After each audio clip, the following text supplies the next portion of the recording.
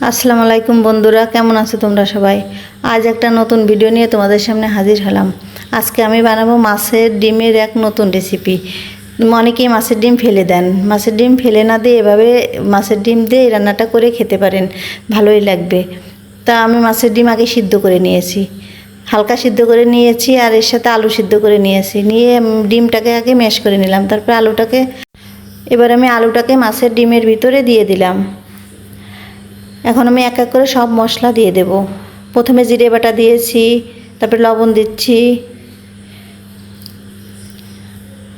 হলুদ, মরিচ, মোটামুটি সব মশলা একসাথে দিয়ে আমি মেখে নেব।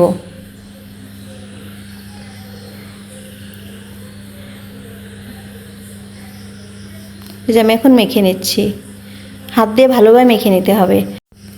হাতের তালুর সাহায্যে এরকম শেপ দিয়ে নেব। আস্তে আস্তে করে আমি সবগুলো দিয়ে দিলাম। এই যে বন্ধুরা, ভেজে নিচ্ছি। এখন এ পিঠ লাল হলে উল্টিয়ে দেব। এই যে এক পিঠ লাল হয়ে গেছে, এখন আমি উল্টিয়ে দিয়েছি সবগুলো। এক এক করে আমি উঠিয়ে নিচ্ছি। বন্ধুরা, আমার ভাজাটা একটু বেশি লাল হয়ে গেছিলো, তোমরা একটু হালকা ভাজা দেবা। বন্ধুরা, এখন আমার ভাজাটা হয়ে গেছে, আমি উঠিয়ে নিচ্ছি সবগুলো। এই যে এক এক করে আমি সবগুলো উঠিয়ে নিলাম। এখন আমি কড়াইয়ে তেল দিয়ে নেব। বন্ধুরা, আমি ওই তেলটাই ব্যবহার করছি। এখন সব ধরনের মশলা দিয়ে দিচ্ছি, আমি দিয়ে ভালো মতো কষিয়ে নেব। এই যে মশলাটাকে আমি ভালো মতো কষিয়ে নিচ্ছি। এখন পানি দিয়ে দেব। বন্ধুরা, আমি পানি দিয়ে দিলাম। এখন বলক আসছে, আমি এগুলো ঢেলে দেব। ঢেলে দিয়ে 5 মিনিট রান্না করব।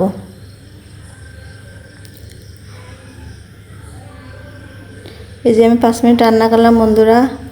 বন্ধুরা, আমাদের এলাকায় এটাকে মাছের ডিমের কোপ্তা বলে। তোমাদের কোন এলাকায় কী বলে কমেন্ট করে জানিও। এই যে আমার রান্নাটা হয়ে গেছে, এখন ঢেলে নিচ্ছি। এই যে আমার রান্নাটা ফাইনাল লুক। এখন আমি শুটকি মাছ ভর্তা করবো। এই জন্য শুটকি মাছকে ভালো করে ধুয়ে নিয়েছি, ধুয়ে টেলে নিচ্ছি। এই যে বন্ধুরা, টেলে নিয়েছি আমি, আর আগে থেকে মরিচ বেটে রেখেছি। এই যে এখন শুটকি মাছটাকেও বাটা শুরু করলাম। এই শুটকি মাছটাকে বেটে নিচ্ছি। এপাশে কড়াইয়ে পেঁয়াজ আর রসুন ভেজে নিচ্ছি। পেঁয়াজ আর রসুনটাকে আমি লাল লাল করে ভেজে নেব। এই যে পেঁয়াজ রসুনটাকে ভেজে নিচ্ছি, এখন ঢেলে নিলাম। লাল লাল করে ভাজা হয়ে গেছে, এখন বেটে নিচ্ছি আমি। বন্ধুরা, আমার ভিডিওটা যদি তোমাদের ভালো লাগে, লাইক, কমেন্ট, সাবস্ক্রাইব করো, আর আমার পাশে থেকো। এই যে সব কিছু একসাথে মিক্সড করে নিলাম। এখন আমার ভর্তাটা রেডি। ভিডিওটা শেষ পর্যন্ত দেখার জন্য সবাইকে ধন্যবাদ।